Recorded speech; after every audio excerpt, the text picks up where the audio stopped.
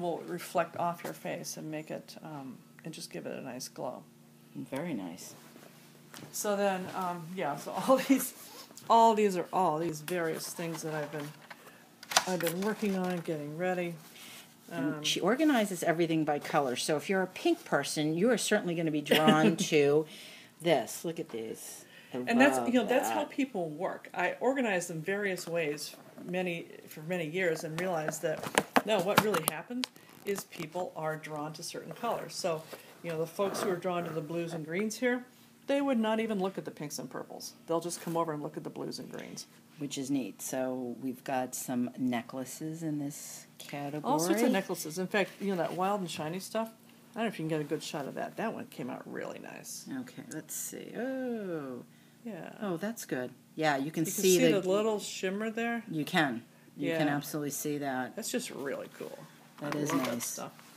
And okay. Let's see. Oh, so these are some more bracelets in this top. These are I call these rock candy. Yes. And they look like candy. They were, as everything is, they were an accident.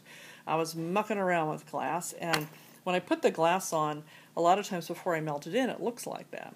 And I noticed that with certain colors, I got this really fabulous kind of little shine. You can kind of see the shine. It is. And so I thought, now that's kind of interesting. So I promptly took all the colors I could find and dried them. And some colors work better than others, but you just get these really pretty little colors. That's a really nice one. Yeah, you do. And to pop back to the pink, there is that, look at those gorgeous. Well, I'm not an overly pink person. That's a really cool color of pink. That really is. That rock candy pink earrings are they're lovely. And then there's another one. Orange is really popular this year. This orange that I have is just killer. It's almost really, like fire. It's like if you were to watch a beautiful fire and, look at these hearts. Oh, those are kind of cool. Pretty. I just did these today. People like stuff on chains. So you can see that. We'll put it behind the black. Those are pretty. I like that. It's kind of nice. And then we've got some other stuff in here that I'm... Is that like a Christmas tree? Yeah, in fact... Okay, like a Christmas tree? Maybe it is a Christmas tree. That's a little holiday thing. That's very festive. Very festive, yes. You have to have a little bit of festivity around the holidays. And see, we got the black and white. So these are the neutrals. Okay. This was fun. They're chocolates. They're like bonbons. Oh. Yummy. But they're guilt-free. They're just they're just crunchy. Yeah, so you see this rock candy bracelet is clear. You can see that. So something like that, if you're not sure which color to go with, you can pick something like that, and it will go with everything you can imagine. Well, it does, and that clear glass is really nice because it's vibrant and bright and sparkly, but not, it's a little bit of bling, but it's like soft bling. And these, which I think, hold that one up for a second. Now those would be like... almost like there's a little bit of sparkle to them. Not so much. Teeny bit of sparkle, you could wear those day and go right into night with that. Yep. That's maybe not capturing as much, but those are really pretty. I like those. A little bit of sparkle on those. Yeah, there's this couple kinds of glass I have that will do that little bit of sparkle stuff, and that's kind of fun. It's not dichroic. I think I'm not a big fan of that. For me, it's a little bit too neon, but I like the sparkle. So, like for example, you can see sparkle in that guy. That one's really pretty. That is. And again, it's you could wear that day or night. It's it's got a little bit of sparkle, but not like. No, I mean it's a soft bling. Exactly. I'll invent a new term for it. It's a soft bling. Soft bling. That one's kind of cool too. I don't know if you can see that one. That one I was just it's that same kind of funky glass I was talking about. I was playing around with today. Well, look at the pink and blue. That's really interesting there too. Yeah, so that's those are some of the charms, and then I have a glass drop that goes underneath, and it just makes for a really, really nice necklace. That's very pretty. Very easy to wear.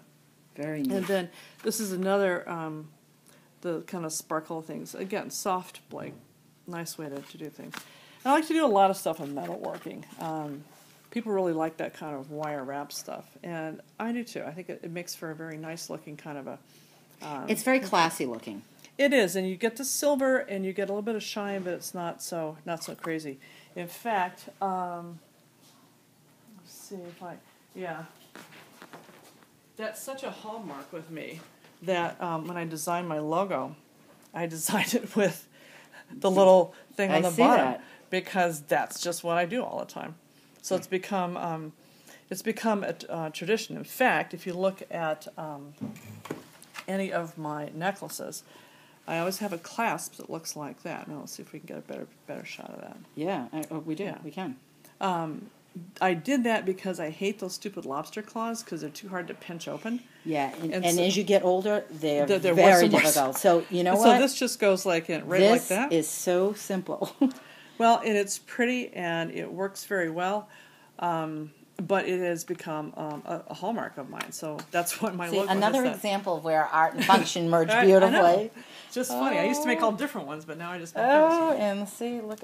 You know, you see all these colors together, and it's just like a box of happiness. Also, I was talking about the Italian ices. There's an example. Isn't that just interesting how those colors blend together? That is very cool. So here's another one on the blue. Are those keychains? Yeah, those are keychains. Oh. Yeah, again, a customer said, hey, you ought to make some keychains. And I thought, glass keychains? How's that going to work? But it's durable. Well, so I tried one out in my purse for 9 months because I wasn't convinced it was going to work. I still have it. It's still just fine. So I thought if it can survive in my purse, it can survive anywhere. There we go. So now I'm making a bunch of different keychains. But those have been very popular because they're just kind of fun. And Gail has two very special lines of jewelry that I think are very inspiring. So the top one here, Andrew's Awesome Autism Jewelry. I worked with the son of a friend of mine who at the time was 11. And he and I worked together to design this bead. It is happy, happy, happy. These are the colors in the autism ribbon. You can see the autism ribbon there. But we put those in a bead, and we worked on a bunch of different designs. He picked this one, and it's just, I've sold so many of these just because people think it's happy. So we started with the necklace. That was so popular that we went to earrings and bracelets. Oh, fun. And, of course, the inevitable keychain, because everybody likes keychains. So I donate half the proceeds to autism awareness. And it's just fun. And people love that. It is. You know, it's interesting because whether you know somebody with autism or autism is even something that's on your radar, at the very least, you've got this beautiful piece of jewelry. And for some people, having something that is beautiful and knowing that it's going to benefit a good cause, it's an extra added bonus. Yeah, it is. And it's interesting that people will buy it, and they don't even buy it because it's autism half the time. They buy it because it makes them happy. Exactly. And then to find out that, there's some good behind it is even better. The other cause that you have here, pink jewels. Yeah, that's from my breast cancer line. So 3 years ago, I had 4 friends simultaneously diagnosed with breast cancer, and I was just horrified. Oh, wow. And I thought, wow, there's got to be something I can do. And I thought, well, wait a minute, I make jewelry. Of course there's something I can do.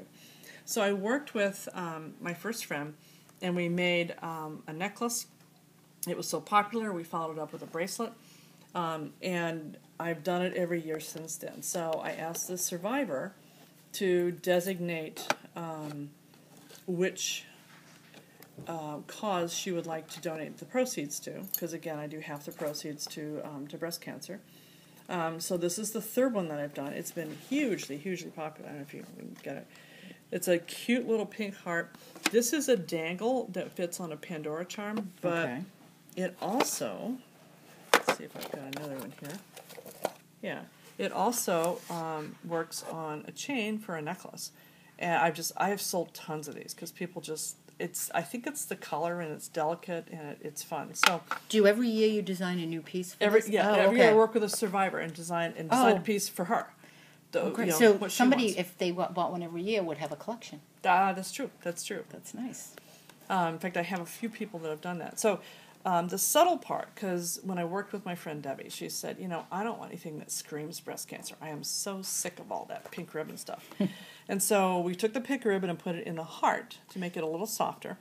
And then on the collar here, on the little cuff, I actually have engraved, which you may or may not be able to see, probably the ribbon motif, the famed ribbon. So it's there. It's there. It's just not. But it doesn't scream. It's your spin on it. Right. And so that was that was the thing, and I think that's why people like that piece so much, because it's there. You know that there's a cause and a purpose behind it, but it doesn't just scream. Nice. So back where we started, just kind of take a final look at some of these beautiful charms, and from this lighting I'm actually getting a better view. Yeah, that's true. You get some good pictures. Yeah, it's interesting, different times of the way you angle this. I want to make sure that you can really see them. So Gail, tell me in closing what it's meant and means to you to be have your studio at a place like Cedar Street. Well, I looked for space about 2.5 years ago, and I was a little nervous, wasn't sure if I could afford it. It's the usual problem. But I got here. In fact, my husband Bill and I were walking around, and we said, oh, it's just got to be this place. You had this fabulous light, you had these gorgeous rooms, all this old floor, and then all the people. The people around are all pretty much in the arts. They're all creative. Everybody's kind of doing the same thing. It really makes for a very nice feeling.